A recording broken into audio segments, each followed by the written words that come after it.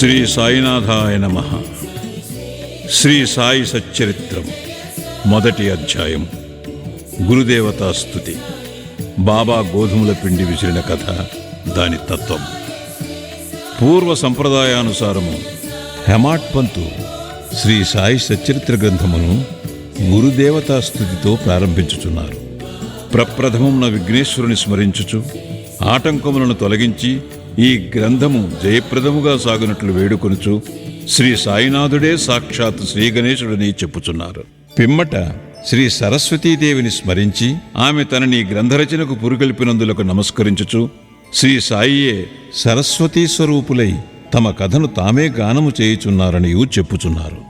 తదుపరి సృష్టిస్థితి లయకారకులకు బ్రహ్మ విష్ణు మహేశ్వరులను ప్రార్థించి శ్రీ సాయియే త్రిమూర్తియాత్మక స్వరూపులనియు సమర్థ సద్గురువులనియు వారు మనలను సంసారమును నదిని దాటించగలరనియూ చెప్పుచున్నారు.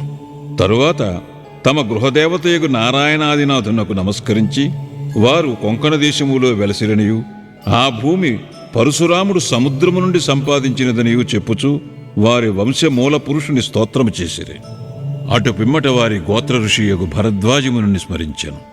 అంతేకాక యాజ్ఞవల్క్యుడు, భృగుడు, పరాశరుడు, నారదుడు, సనక సనందనాథులు, సనత్కుమారుడు, శుకుడు, శౌనకుడు, విశ్వామిత్రుడు, వశిష్ఠుడు, వాల్మీకి, వామదేవుడు, జైమిని, వైశంపాయనుడు, నవయోగీంద్రులు మొదలగు పలువురు మునులను, నివృత్తి, జ్ఞానదేవు, సోపాను, ముక్తాబాయి, జనార్దనుడు, ఏకనాథుడు, నామదేవుడు, తుకారాం, కాన్హ, నరహరి తదితర అర్వాచీన యోగీశ్వరులను కూడా ప్రార్థించాను.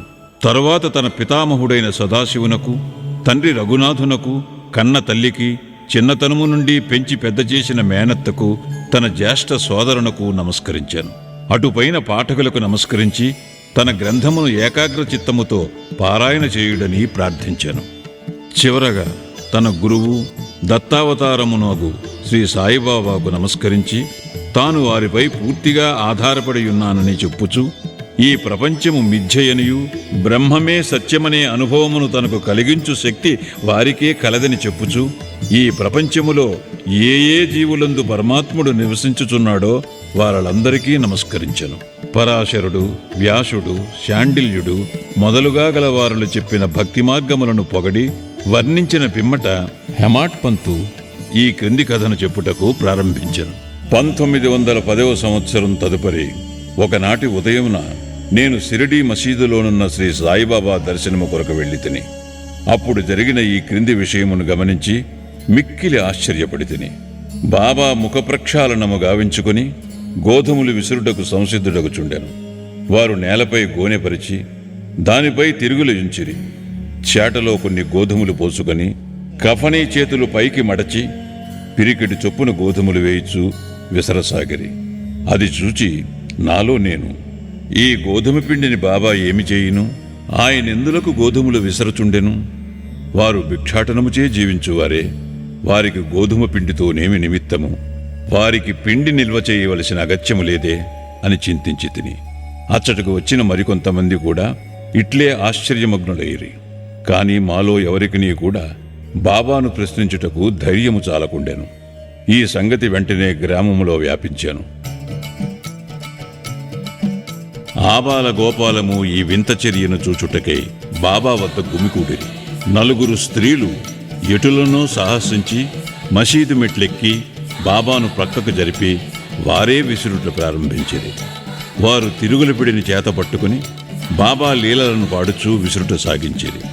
ఈ చర్యలను చూచి బాబాకు కోపము వచ్చెను. కాని వారి ప్రేమకు భక్తికి మిగుల సంతసించి చిరునవ్వు నవ్విరి. విసరునప్పుడు స్త్రీలు తమలో తామిట్లనుకొనిరి, బాబాకు ఇల్లు పిల్లలు లేరు, ఆస్తిపాస్తులు లేవు, వారిపై ఆధారపడినవారు, ఆయన పోషించవలసిన వారు ఎవరునూ లేరు. వారు భిక్షాటనముచే జీవించువారు కనుక వారికి రొట్టె చేసుకొనుటకు గోధుమ పిండితో నిమిత్తము లేదు. అట్టి పరిస్థితులలో బాబాకు గోధుమ పిండితో నేమి పని? బాబా మిగుల దయార్థ హృదయులగుటచే మనకి పిండిని పంచిపెట్టును కాబోలు.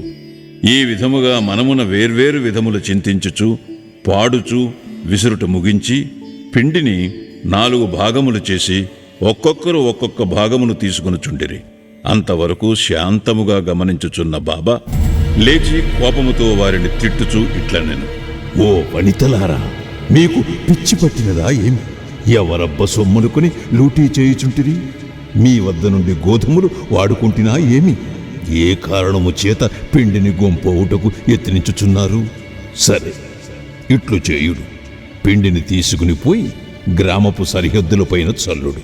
అది విని ఆ వనితలు ఆశ్చర్యమగ్నులైరి, సిగ్గుపడిరి. గుసగుసలాడుకొనుచు ఊరు సరిహద్దుల వద్దకు పోయి బాబా ఆజ్ఞానుసారము ఆ పిండిని చల్లిరి.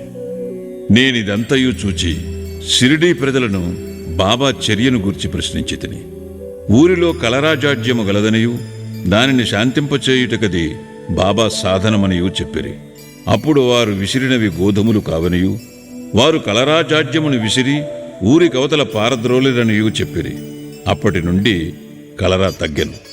గ్రామములోని ప్రజలందరూ ఆనందించిరి. ఇదంతయు వినిన నాకు మిక్కిలి సంతసము కలిగెను. దీని గూఢార్థమును తెలుసుకొన కుతూహలము కలిగెను. గోధుమ పిండికి కలరా జాడ్యమునకు సంబంధమేమి? ఈ రెండింటికీ గల కార్యకారణ సంబంధమేమి? ఒకటి ఇంకొక దాని నెట్లు శాంతింపచేసెను. ఇదంతయు అగోచరముగా తోచెను.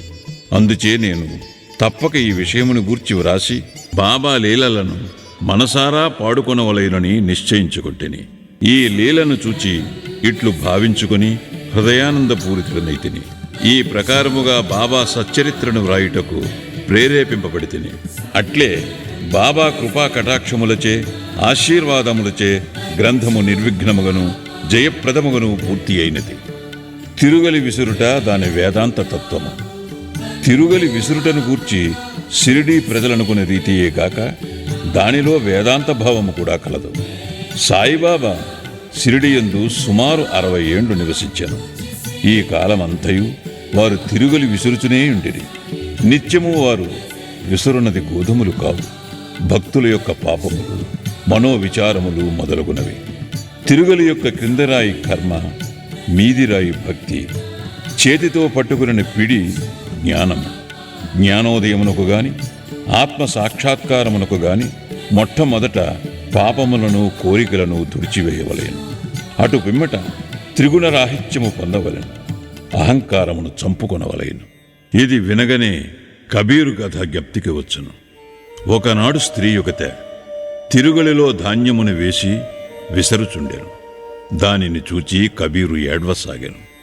నిపతి నిరంజనుడను ఒక సాధు పొంగవుడు అది చూచి కారణమడుగగా కబీరు ఇట్లు జవాబిచ్చాను.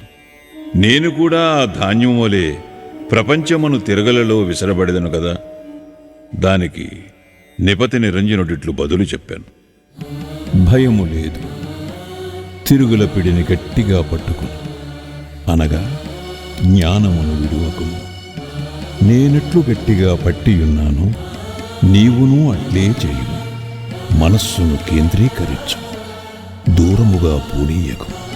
అంతరాత్మను చూచుటకు దృష్టిని అంతర్ముఖముగా నిమ్ము. నీవు తప్పక రక్షింపబడెదవు. మొదటి అధ్యాయము సంపూర్ణము. సద్గురు శ్రీ సాయినాథార్పణమస్తు. శుభం భవతు.